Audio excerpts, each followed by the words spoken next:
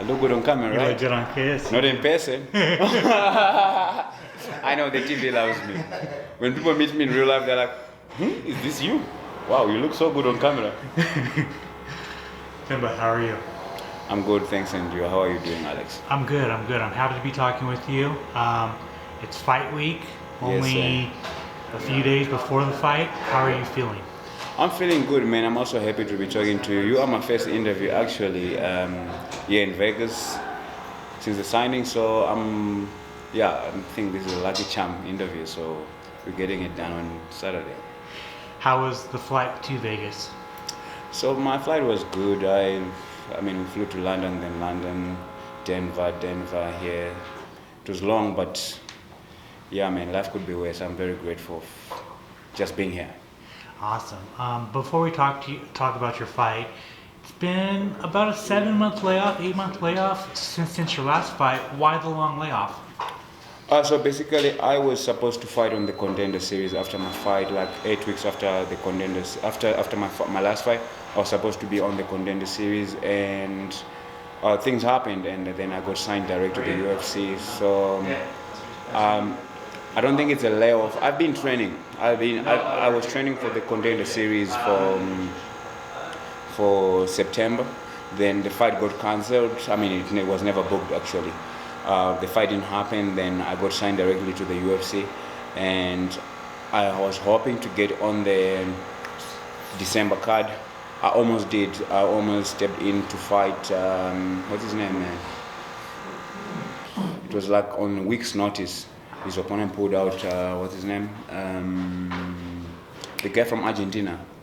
Santiago Ponzinibbio. Yeah, I actually put my name up and said to them, if you need anybody, I'm ready to fight. Because I was ready anyway to fight on that card, but we also had to make smart decisions, and then we decided.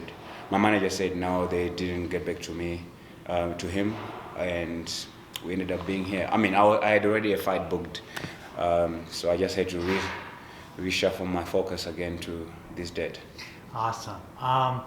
Were you surprised that you got signed straight to the UFC and that you didn't have to go through the Contender Series? I was not surprised. I've been on the UFC radar for a very long period of time. I've been on the UFC radar since 2019, and the COVID happened obviously, and then I was almost signed again in 2020 during the COVID when they were in Abu Dhabi, and then stuff happened. Lost my passport. This happened, and couldn't get a flight out of South Africa to go to Abu Dhabi. And if they can get someone easier, it's better than having to hustle for a guy that is making a debut. So I was like, it's okay, I will make my turn. And then I came back and fought in 2021, like towards the end of it. Lost that fight. I dislocated my shoulder 28 seconds into the fight. Kept fighting, lost on points. It is what it is, it's life. I guess I wasn't ready then to be here, and I believe everything happened for a reason, and I am now here in my prime, mentally, physically, so I'm grateful. Yeah, you listed a bunch of ups and downs, stops and starts. You had all this momentum, you lost, and then you had to come back and fight. Like, how does it feel to finally be just a few days away from the fight after all of the hardships? To be honest with you, man, I feel like maybe people will not believe me when I say, but it feels normal to me. It feels like it's destiny, and it has been done already before I was here. And that's how I feel right now. And before I left South Africa, I was feeling nervous, scared, anxious, all kinds of feelings that you can find. I was feeling that just like a day before, and on the day I was feeling like that. But once I was on the plane, I was like, this is it, So like, to be honest with you, like, I just feel normal. I feel like this is my home. Literally, I feel like this is my home, and I feel like I work hard enough for me to feel this way. That's what I believe. I work hard and I believe enough. And on Saturday night, man, that's what I'm gonna show the world, that I didn't get here by luck. Yes, by grace, yes, but not by luck, and hard work. And you all see, I'll steal the show on Saturday night. Love to hear it. Well, let's talk about it. You're fighting AJ Fletcher. It was a little bit shorter of a notice because you're supposed to fight Billy Goff. So what do you think of the opponent switch? It was there's no short notice on this fight for any of us, if we have to be honest and fair. The fight, Billy Goff pulled out in December with a knee injury. God bless him. I hope he heals fast and come back and make his debut. But at the end of the day, this AJ Fletcher fight, it was not short notice, to be fair. He had 7 weeks to prepare for a fight, so he must not, I don't think he'll come up with anything.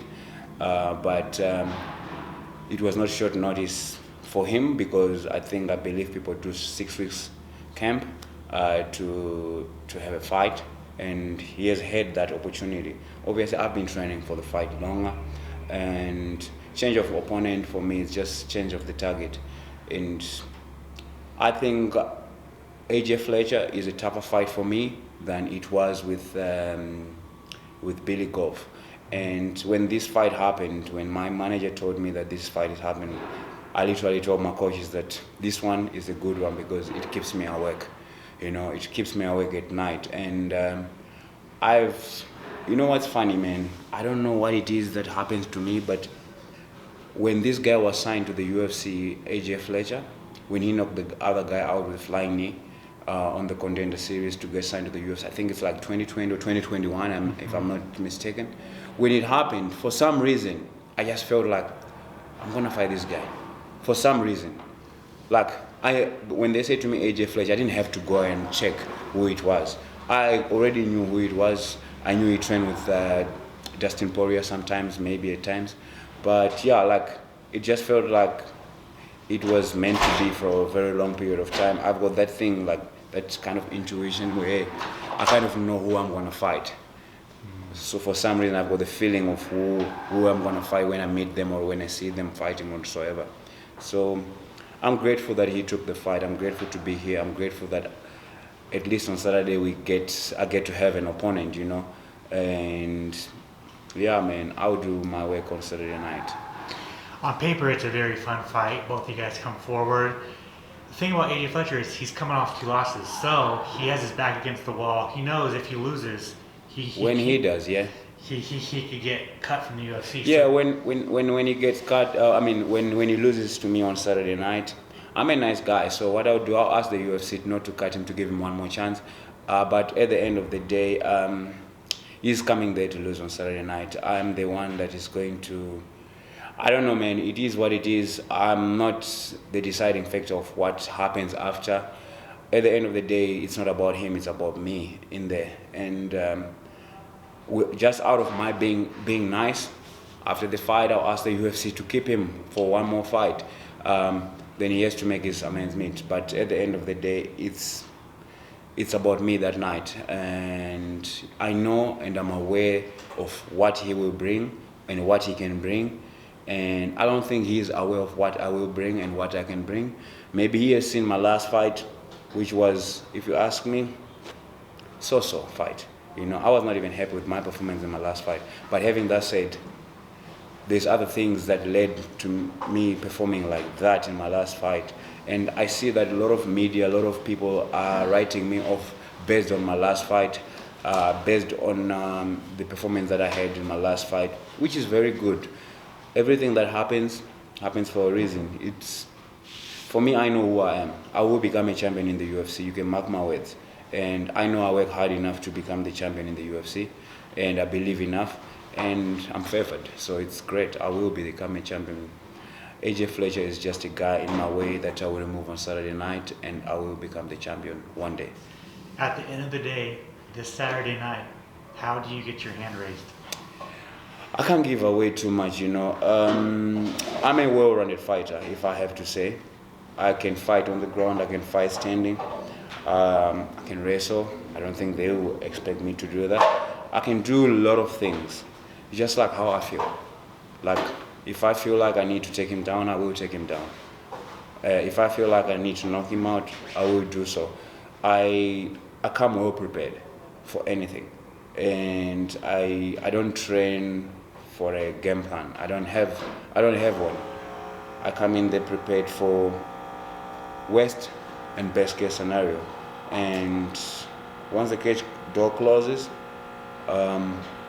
just depends how I feel on the night. But I will get my hand raised.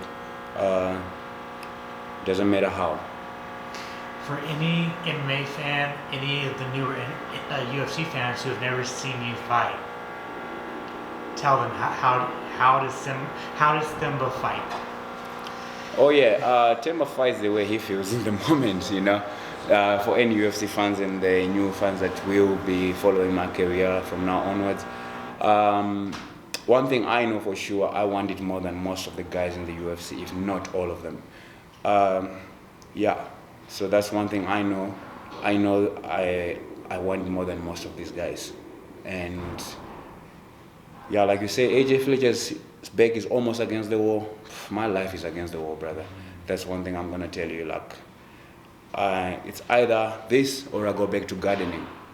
You know what I'm saying? I go back to my village to head cows. I'm not gonna do that. I'm not gonna let any man do that to me. And Saturday night, you understand that. Two last ones for me. Another African in the UFC. Yes, sir. I guess the UFC is planning to go to Africa. So Yes, how excited are you about that? And just talk about how does it feel to put your country on the map now? And is it Zimbabwe? Zimbabwe, yes, sir. So how does it feel to be a Zimbabwe fighter in the UFC, just kind of putting it on the map? Honestly, there's already another guy in the UFC from Zimbabwe, Blood Diamond, he's my guy, Mike Muteta. I mean, I was upset when he got signed first, but what's funny is actually, if you don't know, like, he got signed before me, but I was the guy that had more fights and everything. So I was kind of like upset. He was 3-0 when he got signed to the UFC. And I was like, fuck, I wanted to make history to become the first Zimbabwean in the UFC. But I've got one more chance. I've got one more thing to make history on Saturday night. And I actually told him this. I spoke to him and I told him this. I said, brother, don't fight before I fight. Then he said, why? I said to him, because I'm meant to be the first Zimbabwean to win a fight in the UFC. You were the first to be signed. I'm meant to be the first Zimbabwean to win a fight in the UFC. And it's going to happen on Saturday. Then he will flourish after this. So, like, I kind of know that he has been here. And it's great that he made that history, We all have our journeys. We all have our times in life. And sometimes it's not meant to be for a very perfect reason, good reason. And maybe he has not won a fight. If you look at his past 2 fights, I think he's fought twice or 3 times. He has not won those fights, maybe because if you look at the fights, it was fights that he was supposed to win, if I have to say. But like silly mistakes, small mistakes, things happen a different way, And you'd ask yourself a question, why? Why? Maybe this was the reason for me to come here and become the first Zimbabwean to win a fight in the UFC. I know we are in the same division, but I don't think we'll ever fight. I'll represent my country and the UFC coming to Africa to answer your question. I'm excited for other people's opportunities, for other fighters to get an opportunity to get in the UFC, because if they come there to Africa, they're going to have to get some hometown boys, But for me, I'll be honest and upfront. I don't intend on fighting on African soil for a very long time. I want to fight in America. I love this country. As I saw the T-Mobile Arena this morning, like now, my heart started beating because I know one day I'm going to main event there, I want to make history in America. My story is known in Africa.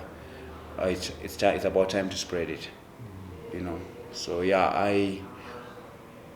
I don't intend on fighting in Africa for a very long time. I love America, and I love Africa, don't get me wrong, but it's an opportunity. If I'm off the card, it's an opportunity for another person to get an opportunity in the UFC, which is African guy, or whatever. So, yeah, I intend to fight here only. Love it. And then finally, what do you want your year to look like? What are some goals for 2023 that you're kind of setting out for yourself? We don't determine what happens tomorrow, right? But if I'm healthy, I would love to fight continuously. And I believe I'll fight maybe minimum 3 times this year. I think by the end of the year, I set a goal for myself. By the end of the year, I would love to be number 1 contender in the division.